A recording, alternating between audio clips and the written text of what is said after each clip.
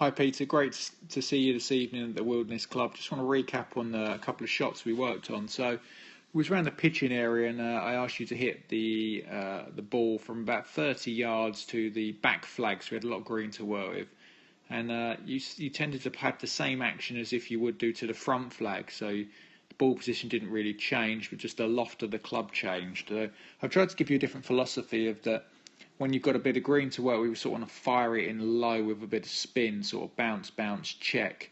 And then that high flag, we want sort of an underneath release. So it's a different release pattern. So with this one here, I want to see the ball sort of middle to back of the stance, which is good there. But looking at you here, there's definitely too much weight on that right side. And for me, the hands aren't quite ahead of it. If you look at this guy here on the right, he's a bit narrower setup than you, and he's only hitting this about 10, 15 yards. But we can definitely see his left hand's a lot more ahead of the ball than yours.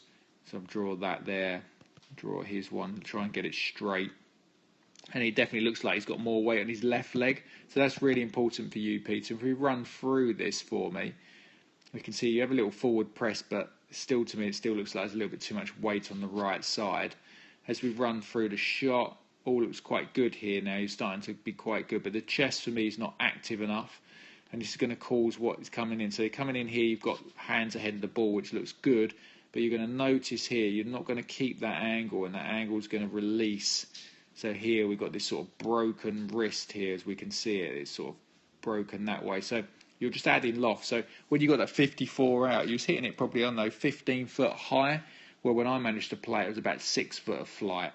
So it's a lot lower. So I managed to trap it. If you look at this guy here on the right, really easy, sort of like hinge and hold as he's coming through there. Look at that, hand stay ahead.